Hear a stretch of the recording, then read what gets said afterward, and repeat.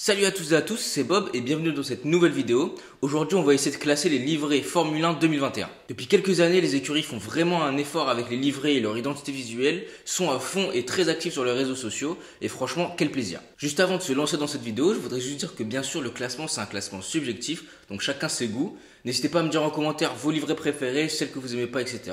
Et allez, c'est parti. Alors pour la 10e place on commence par Williams et je sais même pas par où commencer tellement je la trouve moche cette Williams. Je vais commencer par parler des très peu de points positifs que j'ai trouvés à cette voiture, mais d'abord je voudrais dire que j'aime pas critiquer le travail des gens, surtout quand ça a pris des dizaines et des dizaines d'heures. Déjà pour commencer, je voudrais dire que c'est cool que Williams ait voulu tenter quelque chose de différent, prendre des risques, même si pour moi la livrée de 2020 fonctionnait très bien. Honnêtement, l'avant de la voiture est vraiment très joli, mais il y a une rupture complète entre l'avant et l'arrière de la voiture. Le bleu foncé, le bleu clair et le jaune un peu orangé fonctionnent très bien ensemble, je trouve ça très beau.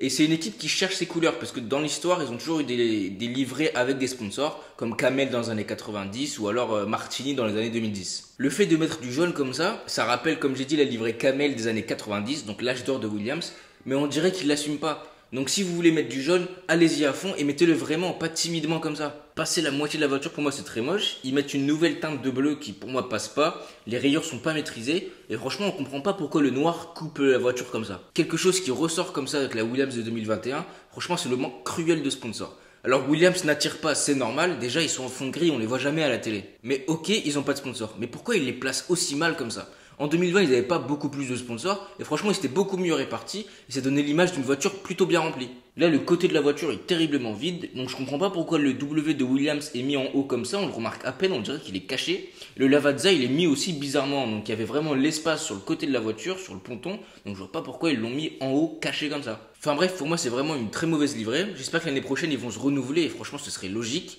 Mais bon, à la lumière du jour à Bahreïn, elle passe déjà mieux que les premières illustrations qu'on avait eues. Pour la 9e place, je mets Ferrari que je trouve pas vraiment très belle. Et je sais que tout le monde parle du Mission Winnow qu'ils ont mis en vert, mais en soi, pour moi, c'est pas ça le plus important. Dans la grande majorité des Grands Prix, le logo il va pas apparaître, et c'est pour ça qu'ils l'ont mis si proéminent. C'est pour en faire parler, vu qu'ils n'auront pas l'opportunité d'en faire parler plus tard. Donc voilà, on va parler de la livrée en elle-même, sans compter ce truc un peu chelou. Question sponsor, c'est une demande spéciale des sponsors eux-mêmes de ne pas avoir leur logo changé, donc avoir les couleurs originelles. Donc aucun reproche par rapport à ça, mais des fois je les trouve un peu placés bizarrement. J'aime bien aussi quand ils allient le rouge avec le noir, la livrée de 2019, moi j'avais bien kiffé. Sauf que là j'ai quelques soucis avec cette livrée.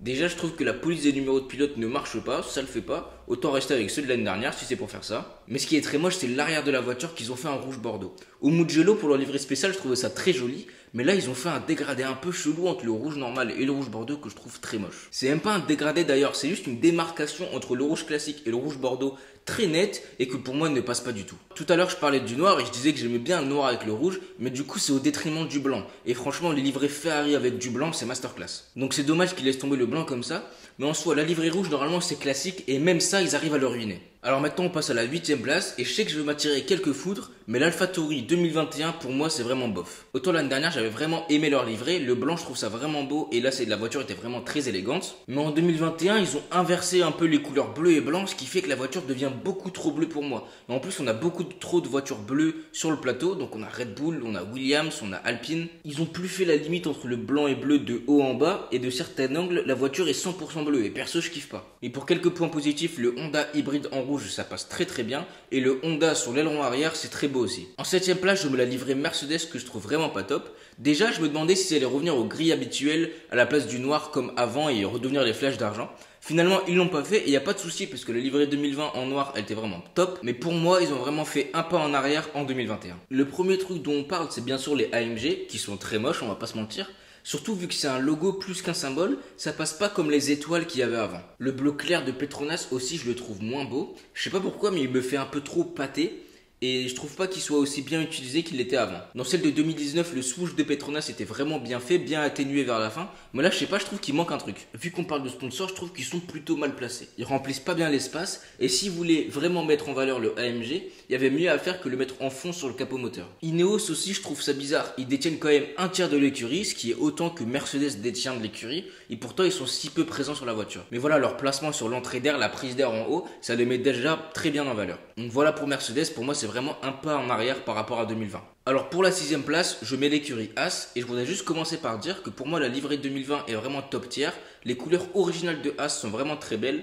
C'est dommage qu'ils aient eu à les perdre pour 2021, mais ils en avaient besoin pour survivre en Formule 1. Là, on voit bien que l'entreprise du père de Mazepin, donc Uralkali, est massive sur la voiture et on peut pas éviter les couleurs russes, un peu marrant pour une écurie américaine quand même. Mazepin, il a pas le droit de concourir sur le drapeau russe et du coup, ils le mettent en masse sur la monoplace. La majorité des gens méprisent cette livrée parce qu'elle renvoie à Mazepin, ce que je comprends totalement, mais honnêtement, elle est très belle, enfin, plutôt belle.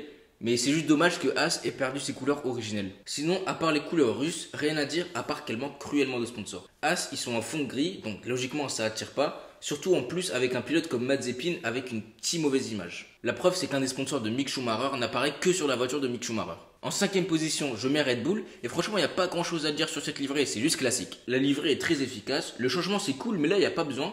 Ils ont trouvé une livrée qui marche parfaitement, et je suis quasi sûr que ça deviendra une livrée mythique. Franchement, tout marche très bien, et qu'est-ce que j'adore le Honda sur l'aileron arrière, ça rappelle les BAR dans les années 2000. Allez, on passe à la 4ème place, et moi je mets Aston Martin. Ça peut surprendre de voir Aston Martin seulement 4ème, mais le truc c'est que moi j'en attendais beaucoup, voire beaucoup trop. Mais voilà, je la trouve quand même très très belle. La hype était énorme pour le retour du vert britannique en Formule 1, et il est très beau, mais un peu monotone je trouve. Je m'attendais à plusieurs teintes de vert avec le vert clair, celui qu'on connaît dans les voitures GT. On a appris quelques jours plus tard que c'est ce vert clair qui était prévu sur la voiture, mais le sponsor Rose BWT a fait un appel un peu de dernière minute, du coup ils ont dû implanter le rose comme ils peuvent. Donc voilà, ce que je trouve un peu dommage, c'est juste que ce soit le même vert partout, mais dans tous les cas c'est mieux que le full rose que Racing Point et Forsythia avaient depuis quelques années. C'est aussi un peu dommage je trouve qu'il n'y ait pas plus de logo Aston Martin, surtout sur le capot moteur. Mais du coup pour Aston Martin c'est surtout que j'en attendais beaucoup. C'est que la première et ils sont là pour rester, donc je suis sûr qu'ils vont nous ramener encore de très belles livrées. En 3ème position, je mets McLaren.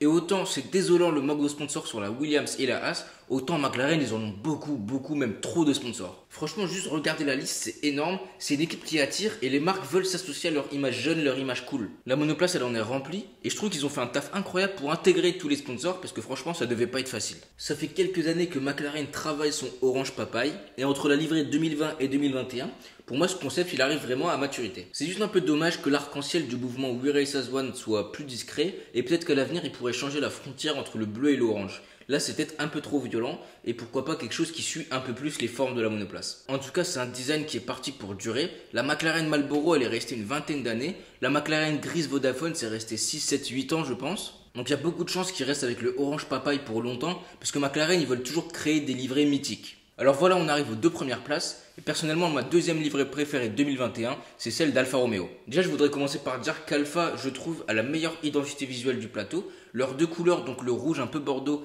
et le blanc, fonctionnent très bien et ils font un taf de fou pour leur graphisme, leur affiche, etc. Pour la livrée, juste j'adore. Le nez de la monoplace d'ailleurs est vraiment très élégant et en soi ils ont juste inversé le rouge et le blanc de l'année dernière, mais ça passe trop bien à se demander comment ils n'y avaient pas pensé avant. La monoplace est vraiment très élégante, le seul mini reproche que j'ai pour cette livrée c'est pourquoi pas avoir plus assumé le rouge et l'avoir emmené jusqu'au devant de la voiture. En tout cas depuis le début des livrées Alfa Romeo en 2018 c'est vraiment la meilleure et de loin, gros progrès depuis le début et espérons pour eux qu'elle soit aussi belle que rapide parce que si c'est le cas, Giovinazzi il va gagner des courses. Alors pour la première place, vous l'avez deviné, moi je mets Alpine. Alors franchement, juste waouh, autant j'étais dégoûté de perdre le jaune et le noir de Renault en Formule 1, autant la livrée elle est juste magnifique. Un peu de chauvinisme bien sûr, mais les couleurs sont top, alors qu'il y a beaucoup de livrées bleues, celle-là elle sort vraiment du lot. En plus avec le bleu métallique un peu mat, ça passe super bien à la lumière du jour.